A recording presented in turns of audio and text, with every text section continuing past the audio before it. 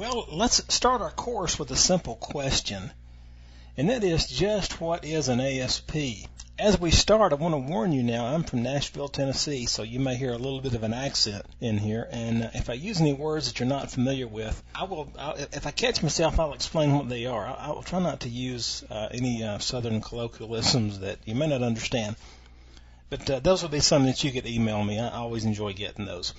So what is an ASP? First of all, ASP stands for Active Server Pages, and you can break that down and really explain exactly what this technology is. First of all, Active Server, and that's really a good way of saying that the web server becomes extremely active in the process of handing requested data back to the browser.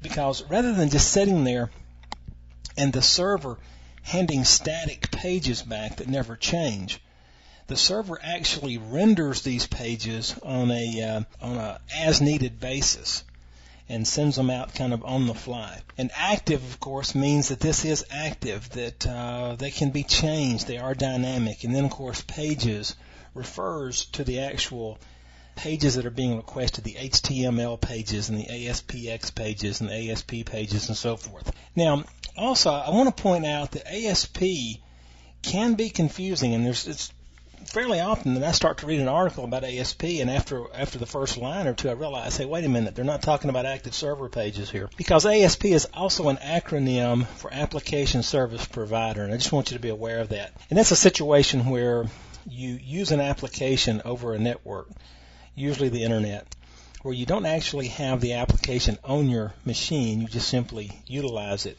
in that network type situation. But I just want you to be aware of that. Now, a real good brief description of active server pages describes the fact that this is a server-side technology, that the magic happens on the server, and there are advantages and disadvantages to that we'll talk about later. But understand that this is technology. ASP is a set or a family of technologies. You can't go down to your local computer store and buy an ASP. You don't load up an ASP. You load up some technology such as the .NET framework for ASP or Internet Information Server to get ASP. And it is really a set of coding constructs that outline how the web server is going to behave under certain conditions, and we'll talk about that. Now, I also want to make you aware of the competing technologies. It's always good to know what else is out there that competes with what you're doing. Now, I'll tell you, I have a definite bend toward ASP. It's a Microsoft technology. Now, that's not to say that others aren't excellent ways to do the same thing. I will tell you that Microsoft has really worked hard. ASP.NET is one of the more exciting technologies in the .NET framework, especially early on. The .NET framework is huge and it covers a lot of ground.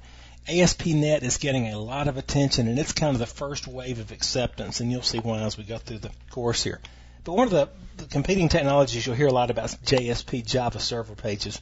Very similar technology. Just kind of want you to be aware of what's out there. These are excellent technologies. I by any means don't want to downgrade them. A lot of people use these and use them and get very excellent results. PHP is another one. These tend to be on Unix platforms, and the debate between the Unix guys and the Microsoft guys is legendary, and so I don't want to get into all that right now.